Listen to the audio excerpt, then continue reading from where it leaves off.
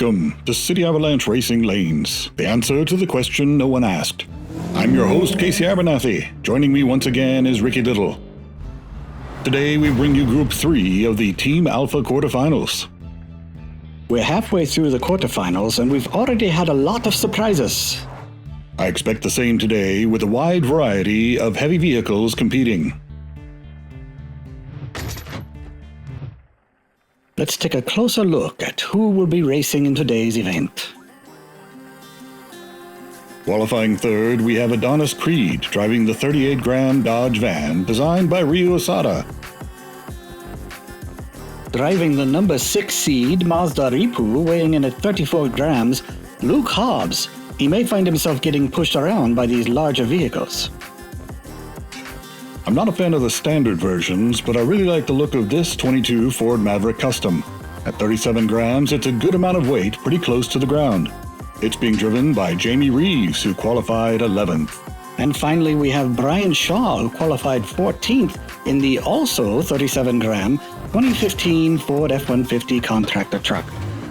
I've seen Brian doing work around the track for the last several weeks. How did he get into the tournament? Well, Brian happened to be working on the start lights when he got an urgent call from the finish area infield. We told him he could use the track to expedite his response. The next thing he knows, he's a professional race driver. Racing in his work truck, which may pay off for him as everyone else has been taken out by Adonis Creed flipping over in turn 2. But I spoke too soon, as Brian appears to have made an emergency stop at the landing pad to do some much-needed work on the ramp. I'm not certain that's correct, but let's take a closer look at what happened on turn 2. Adonis Creed had a decent lead but then flipped over the divider on his roof, effectively cutting off Luke Hobbs and Jamie Reeves, leaving a wide open track for Brian Shaw to take advantage of. And instead he chose to expose a safety hazard before someone got injured, really demonstrating his character and work ethic. Or his actual driving ability. Let's get to the restart of race 1. Adonis Creed and Luke Hobbs in the front row, Jamie Reeves and Brian Shaw in the back.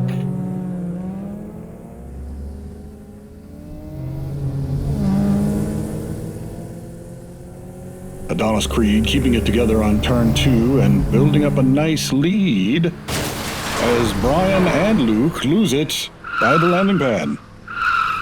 Jamie Reeves gaining on Adonis, and Adonis on his roof again next to the gravity well, but he just keeps going all the way past the finish line on his roof. Clearly, he's a customer of Eddie's Roof Wax, an impressive roof slide of over 0.2 of a mile, and he scored the only points in his first race. Jamie Reeves, on the other hand, has to be disappointed. He was so close, but couldn't make it to the finish line, going off-road at turn 11.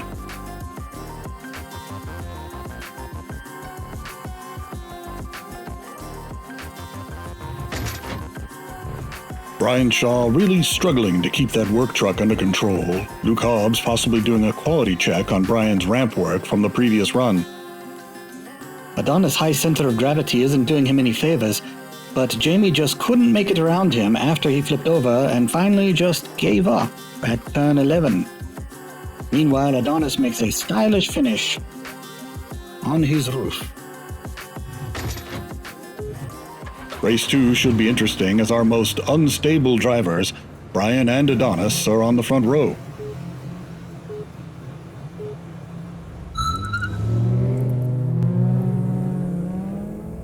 Luke and Jamie are going to have to stay on their toes in order to get past them, especially with Brian doing a rail slide out of turn 2. It looks like he's taken out Jamie Reeves. And Adonis flips at turn 6. Luke Hobbs does a nice job of maneuvering around him. He looks to have the track all to himself.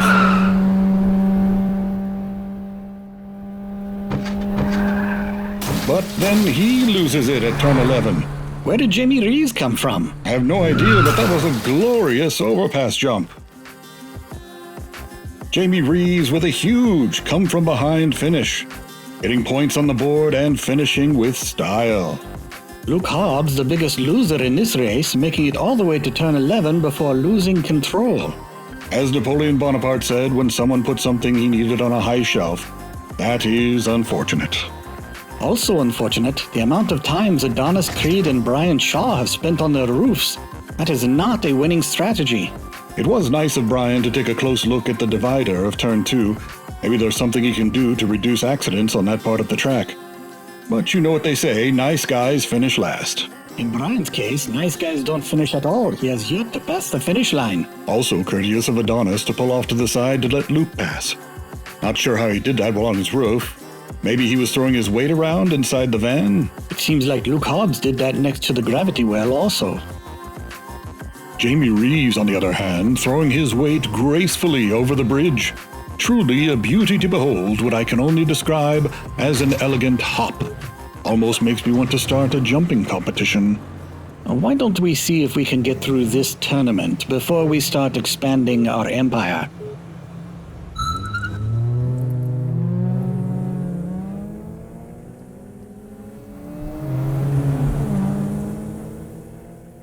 Race 3 is starting incident-free. Everyone's made it around turn 2.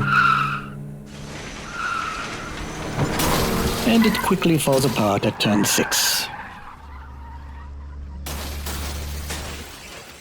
Jamie, Luke, and Adonis all come to a crashing halt at turn 8. And where is Brian? Oh, that's right. His favorite place in the world, the landing pad ramp on his roof.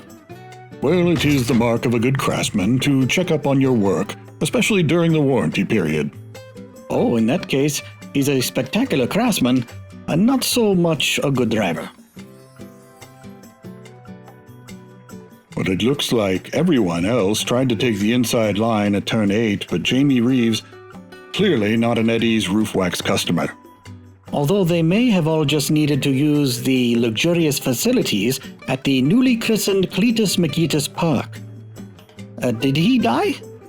No, we just came to an agreement to compensate him for the mental anguish and second-degree burns that he suffered during Group 2's event. Ah, that would explain the lavishly upgraded camper and towing vehicle. Moving on to the restart of Race 3, Jamie Reeves and Brian Hobbs back in the front row, Luke Hobbs and Adonis Creed in the back.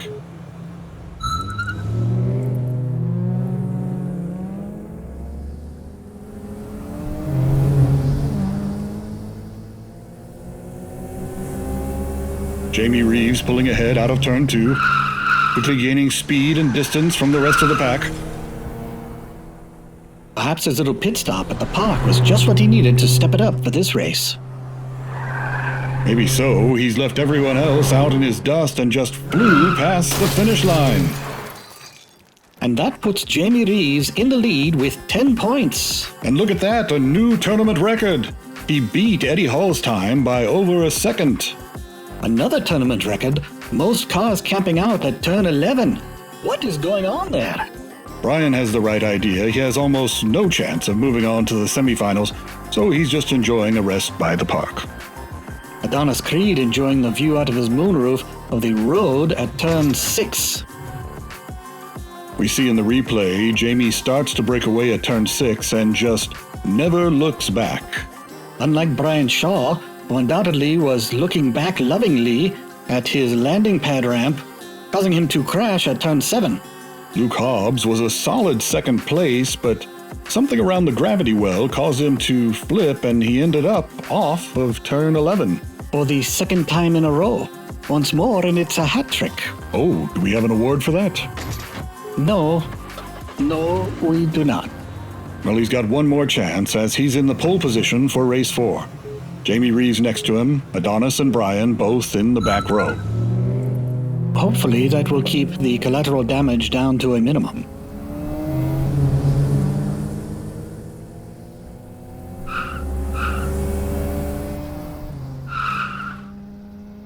Luke and Adonis pulling ahead as they make their way around turn 6. Luke drifting as much as physically possible, maintaining a perpendicular line all the way down the hill, giving James and Brian a chance to catch up. Everyone makes their way past turn 10 and then total chaos. And Adonis Creed being the only second place finish of the entire event. Those 3 points were just what he needed to move on with Jamie Reeves to the semifinals. Another exciting group of races. This time, Adonis Creed did a 180 next to the gravity well, causing Jamie Reeves and Brian Shaw to pinwheel their way into the trees at turn 11. Not counting restarts, someone wrecked at turn 11 on every race today. That makes me think something fishy is going on at the gravity well.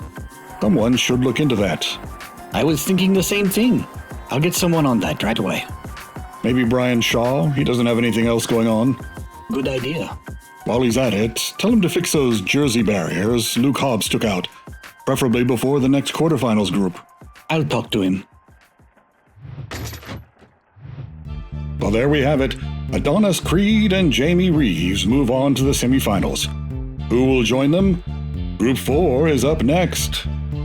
For Ricky Little, I'm Casey Abernathy, reminding you to keep your head up and your foot down, and we'll see you next time at City Avalanche Racing Lanes.